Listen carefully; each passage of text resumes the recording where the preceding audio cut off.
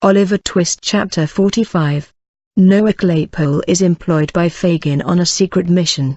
The old man was up betimes next morning, and waited impatiently for the appearance of his new associate, who after a delay that seemed interminable, at length presented himself, and commenced a voracious assault on the breakfast. "Bolter," said Fagin, drawing up a chair and seating himself opposite Morris Bolter.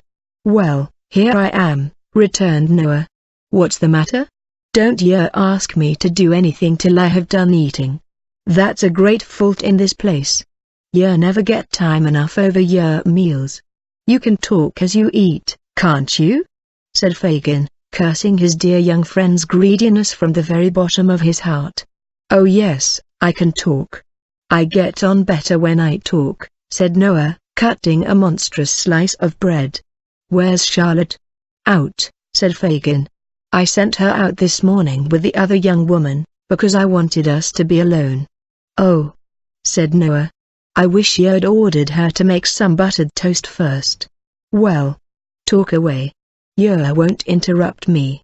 There seemed, indeed, no great fear of anything interrupting him, as he had evidently sat down with a determination to do a great deal of business. "You did well yesterday, my dear," said Fagin. "Beautiful. 6 shillings and 9pence halfpenny on the very first day. The quinchyn lay will be a fortune to you.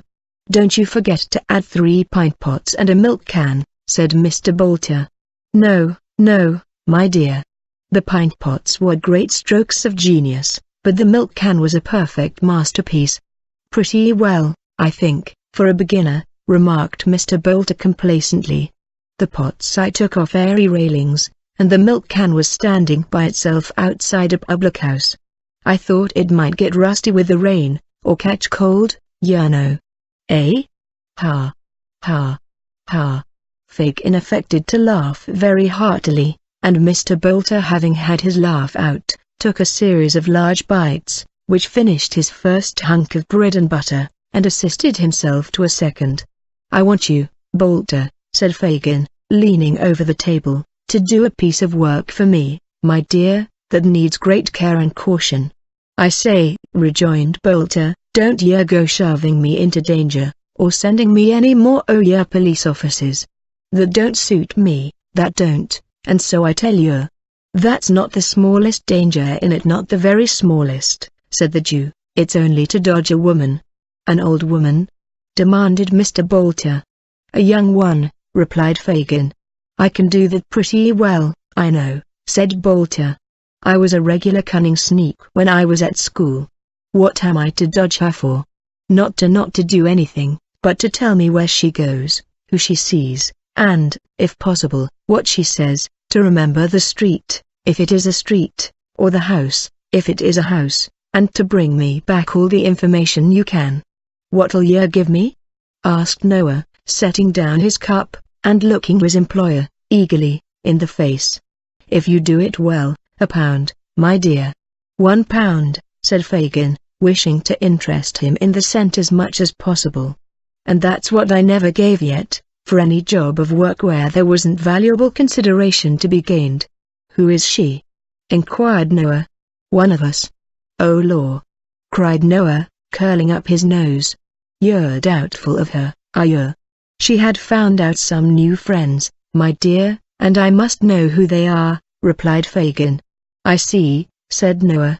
"Just to have the pleasure of knowing them, if they're respectable people, eh?" "Ha! Ha! Ha! I'm your man." "I knew you would be," cried Fagin, elated by the success of his proposal. Of course," replied Noah. "Where is she? Where am I to wait for her? Where am I to go?"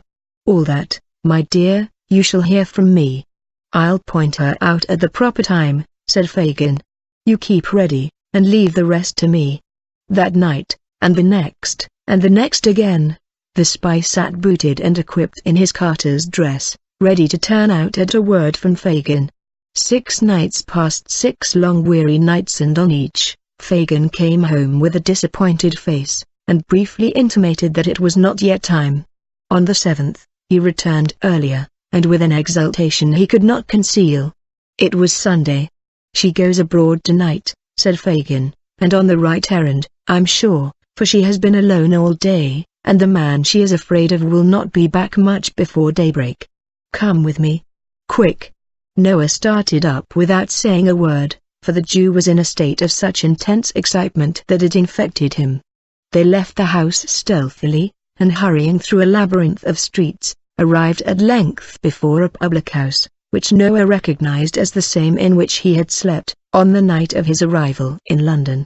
It was past 11 o'clock, and the door was closed. It opened softly on its hinges as Fagin gave a low whistle. They entered, without noise, and the door was closed behind them. Scarcely venturing to whisper, but substituting dumb chauffeur words, Fagin, and the young Jew who had admitted them, pointed out the pane of glass to Noah, and signed to him to climb up and observe the person in the adjoining room. "Is that the woman?" he asked, scarcely above his breath. Fagin nodded yes. "I can't see her face well," whispered Noah. "She is looking down, and the candle is behind her." "Stay there," whispered Fagin. He signed to Barney, who withdrew. In an instant, the lad entered the room adjoining, and, under pretense of snuffing the candle, moved it in the required position, and, speaking to the girl, caused her to raise her face. "I see her now," cried the spy. "Plainly? I should know her among 1,000. He hastily descended, as the room door opened, and the girl came out. Fagin drew him behind a small partition which was curtained off, and they held their breaths as she passed within a few feet of their place of concealment, and emerged by the door at which they had entered. "Hist!" cried the lad who held the door. "Dow!" Noah exchanged a look with Fagin, and darted out. "To the left," whispered the lad, "take the left hand, and keep at the other side." He did so, and, by the light of the lamps, saw the girl's retreating figure, already at some distance before him.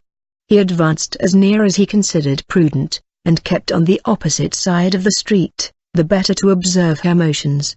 She looked nervously round, twice or thrice, and once stopped to let two men who were following close behind her, pass on.